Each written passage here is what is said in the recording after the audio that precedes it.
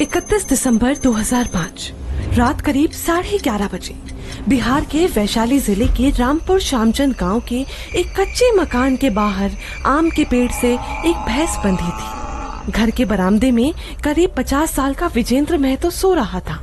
पास में ही कुछ बकरियां भी बंधी थी और अंदर घर में उसकी गर्भवती पत्नी बेबी देवी बच्चों के साथ सो रही थी। इनमें 6 महीने का बेटा सूरज उसकी छाती से चिपका हुआ था। बगल में 10 साल की पूनम, 7 साल का पंकज, 5 साल का अनिल और 1.5 साल का राजेश सो रहा था। उसकी बड़ी बेटी नीलम पास वाले घर में अपनी दादी के साथ सो रही थी।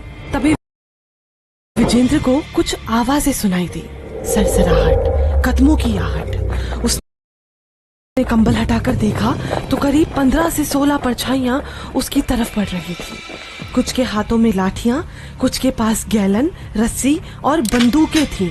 डर के मारे वो उठ खड़ा हुआ, लेकिन तब तक देर हो चुकी थी। वो लोग बरामदे में पहुंच चुके थे। उनमें से 2 को विजेंद्र पहचानता था। वो दोनों जगत राय और बिपत राय थे।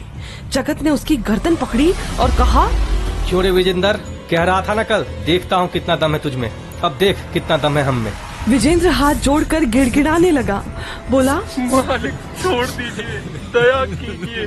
तभी विपत राय ने उसकी पीठ पर जोर से लात मारी और वो औंधे मुंह जमीन पर गिर पड़ा।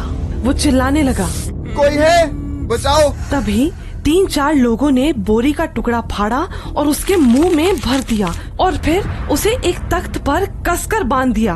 बाबूराय बोला, भैया इसे पेट्रोल से नहला दो। जगत ने गैलन उठाया और पूरे तख्त के चारों तरफ पेट्रोल उड़ेल दिया। शोर सुनकर बेबी देवी जाग गई, दरवाजे की ओर भागी, लेकिन दरवाजा बाहर से बंद था। वो बस चिल्लाती रही, कौन है, हमारे पति को छोड़ दो।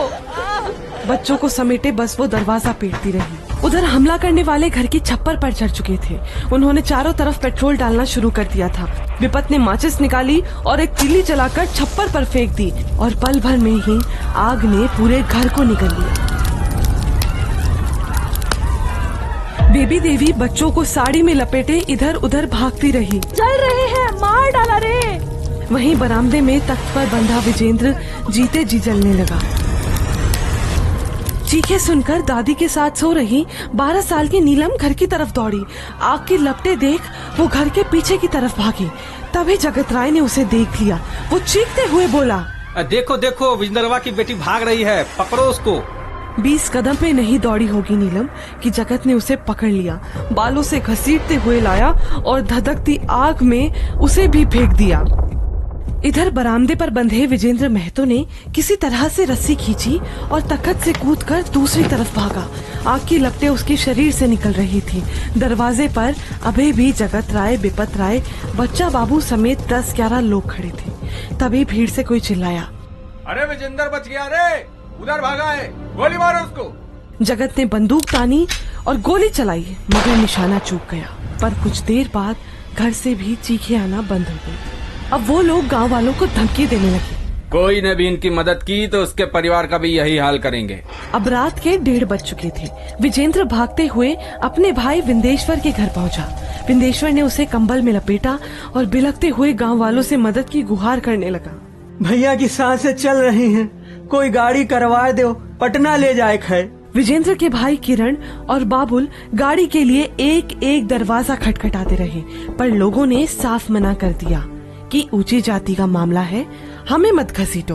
काफी देर बाद किसी ने गाड़ी दी। घायल विजेंद्र को लादकर पटना रवाना हुए। इधर तीसरा भाई विनोद दौड़ता हुआ 2.5 किलोमीटर दूर राघोपुर थाने पहुंचा। बोला, साहब मेरे भाई के पूरे परिवार को जला दिया। पर जवाब मिला, भाग यहाँ से, रात में डिस्टर्ब करने आते हो। सुबह के 5 बज चुके थे। जगत राय ट्रैक्टर लेकर 10-11 लोगों के साथ राख समेटने पहुंचा। वो लोग एक एक टुकड़े को भी पोटली में बांधने लगे ताकि सबूत मिट जाए। तभी एक कड़क सी आवाज आई, ला रे लाठी, मारो सबको। जगत राय आवाज पहचान गया, हिचकते हुए बोला, अरे भागो, ये ब्रिजनाथ है। और फिर सब ट्रैक्टर में चढ़कर गंगा की ओर भाग गए। ब्रिजनाथ ने घर में झांक कर देखा, राख, खोपड़ियां, जली चूड़ियों वाले हाथ, झुलसी भैंस और मरी बकरियां। ये मंजर देखने के बाद उसने लैंडलाइन नंबर से थाने में फोन किया तो पता चला पुलिस कीर्तन में है।